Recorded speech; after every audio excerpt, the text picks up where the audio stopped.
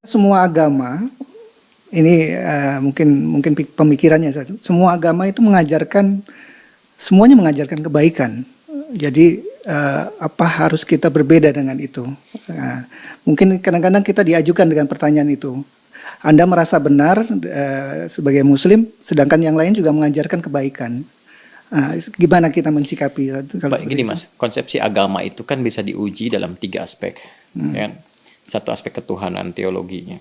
Yang kedua aspek ibadah, tata cara dia ibadah. Yang ketiga muamalah, yang mengatur pedoman dalam berinteraksi secara sosial. Yeah. Ya kan? Oke.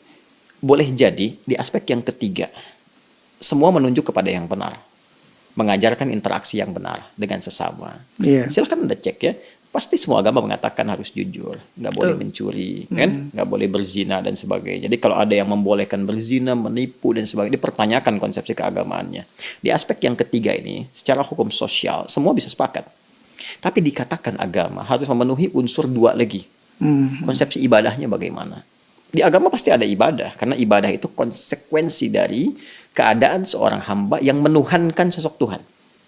Pembuktian dari sifat menuhankan itu adalah ibadah. Harus menyembah Tuhannya. Bagaimana konsepsinya? Caranya bagaimana dia beribadah? Diatur tidak? Cara dia ibadah seperti apa? Ditunaikan kapan? Bagaimana teknisnya? Apa maknanya? Apa hikmahnya? Apa implementasi ibadah itu bagi kehidupan? Di titik ini pasti akan ada perbedaan. Oke, saya sebagai Muslim, ya dengan saudara-saudari kita sebangsa setanah air dan non-Muslim, konsepsi ibadahnya pasti beda. Ya, saya di Islam. Kenapa saya meyakini Islam misalnya? Karena konsepsi ibadah saya, ya, yang saya jalani dalam Islam, itu menurut saya yang paling sesuai, paling lengkap, paling akurat, paling rasional. Ya, dari sisi sholatnya misalnya, ibadah pokok itu kan sholat. Waktunya jelas diatur, kapan saya mesti sholat. Panggilannya jelas. Kemudian bagaimana penampilan saya saat akan menunaikan sholat jelas. Apa yang harus saya lakukan sebelum sholat jelas. Sebelum sholat kamu wudhu dulu. Ada langsung firmannya dari Allah, bukan rekayasa manusia, bukan buatan Nabi Muhammad SAW, kan? Langsung dari Tuhan. Nih, Quran surah ke-5 ayat yang ke-6. Ini cara wudhunya begini, diatur, diterangkan oleh Rasul. Begini prakteknya. Kemudian sebelum sholat kenakan pakaian yang terbaik. Bahkan sejak ada panggilan dari masjid kita dengar. Quran surah ke-7 ayat 31. Ya bani Adam khudzu zinatakum 'inda kulli masjid. Kemudian setelah itu diatur bagaimana cara memulai ibadahnya, dari mulai takbir pembuka sampai dengan salam. Dijelaskan selain cara, maknanya apa, kenapa tangannya begini, kenapa bacaannya ini, artinya apa, hikmahnya apa. Lalu kaitan dengan implementasi kehidupannya bagaimana. Apa dampak sholat kepada kehidupan? Turun banyak ayat. Inna sholata tanha 'anil fahsya'i wal munkar. Quran surah ke-29 ayat ke-45. Nanti sholat ada kaitan dengan ketenangan hati, sholat kunci kebahagiaan, kesuksesan, dan dibuktikan oleh jejak sejarah. Orang-orang dulu ketika dia sholatnya benar, terjadi itu semua. Nah, ini yang menjadikan kita yakin sebagai Muslim memeluk Islam. Bagi penganut agama lain, punya konsepsi sendiri. Kita nggak bisa paksakan semua sama di titik ini dalam konsep keberagamaan. Apalagi kalau sudah masuk ke konsep teologis, ketuhanan. Ya kan? Nah, untuk menentukan agama ini, ya benar sebagai agama, kan mesti punya konsep ketuhanan. Nah, Islam pun menawarkan kepada kita secara ilmiah dan objektif untuk menguji bagaimana sih standar untuk menetapkan zat itu sebagai Tuhan, ya kan? Apa ukuran-ukurannya? Maka Islam menyampaikan, misalnya di Quran surah ke-42 Asy-Syura ayat yang ke-11, laisa kamitslihi syai' di ujung ayatnya. Ya, sifat Tuhan itu nggak boleh sama dengan selain Tuhan.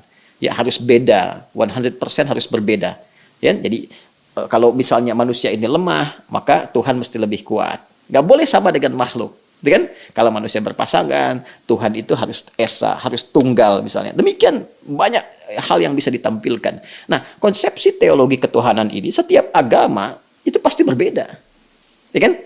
Nah, tinggal kita uji. Kan negara memberikan kepada kita hak penuh, merdeka untuk memilih. Dan dahsyatnya, Al-Quran memberikan kesempatan kepada kita itu secara merdeka. Terbuka untuk memilih. Bahkan dalam aspek teologi, di Quran surah ke-47 Muhammad, ayat yang ke-19, kata Allah, fa'lam. Anda mesti punya dasar pengetahuan.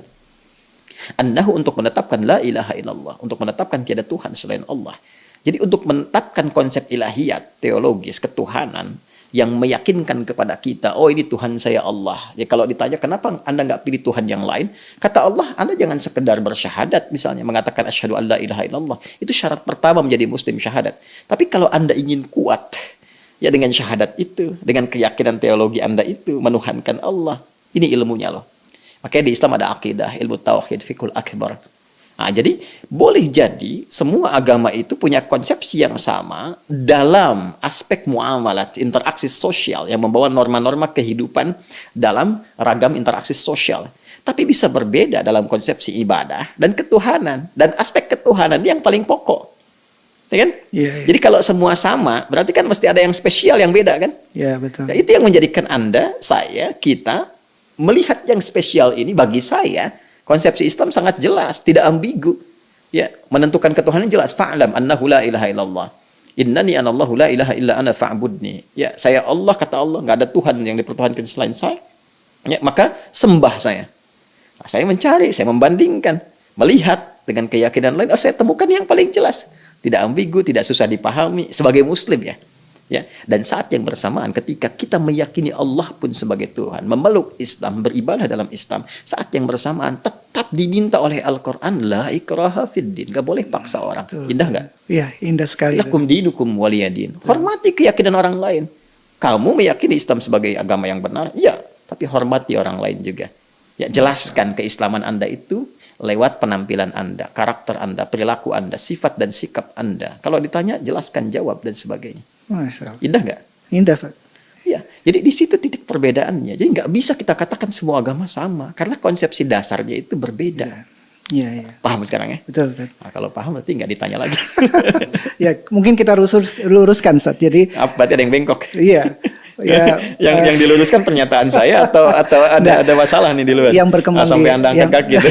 Yang berkembang di masyarakat, Ustaz. Jadi, Muslim yang semakin berilmu, otomatis makin toleran terhadap masyarakat di sekitarnya. Mungkin bisa dibilang begitu, Ustaz. Ya, bisa disimpulkan demikian, toleran dalam aspek-aspek yang perlu ditoleransi. Betul, betul, betul. Dan ini ekspresi toleransi itu pun sesuai dengan kebutuhannya. Jadi jangan berlebihan juga. Nggak bisa toleran itu misalnya, ini lebih berkembang lagi, ikut-ikutan beribadah sesuai dengan agama-agama orang lain. Ya, mungkin itu ya. Anda nggak bisa toleransi ikut ke tempat ibadah orang. Justru itu intoleran yang sangat tinggi. Iya. Paham nggak maksudnya? Paham, Ustaz. Paham. Apa coba? Ulang lagi nanti. Bukan. Intoleran yang sangat tinggi. Kenapa? Iya, Kenapa? Karena saat dia kebebasan. hadir di tempat orang itu, hati dia meyakini bahwa itu salah. Iya, iya. Tapi dia terpaksa hadir di situ untuk mewujudkan konsepsi yang salah. Iya, iya. Saya toleran nih, datang ke tempat ibadah orang lain. Tapi di hati dia mengatakan ini salah nih, ini nggak benar nih. Iya. Nah, itu kan kalau dalam bahasa agama, nifak, munafik, hipokrit gitu kan. Iya. Jadi saya kira itulah.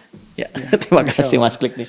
Aduh, ini kita panjang lebar nih Ustaz, ini ya membahas. Mudah-mudahan ini menjadi tambahan pengetahuan dan pelurusan dari hal-hal yang mungkin menyimpang di pemikiran masyarakat kita. Tapi saya tetap berikan catatan, sikap saling menghormati, menghargai juga penting gitu diwujudkan. Jadi jangan karena satu pernyataan dan sebagainya kita menjadi bermusuhan. Betul, tidak. betul. Jadi tempatkan sesuatu pada tempatnya. Tetap kita datang dengan suasana ilmiah, Ya. ya, berargumentasi dengan cara yang bijak, yang sehat, ya, tanpa harus menghadirkan kegaduhan-kegaduhan yang justru melahirkan sifat kontraproduktif dalam berkehidupan berbangsa bernegara. Saya kira itu. Terima kasih. Terima kasih Ustaz, bincang-bincang kita. Mudah-mudahan nanti kita akan bisa berbincang lagi di masalah yang lain. Terima kasih itu tentang ilmunya Ustaz.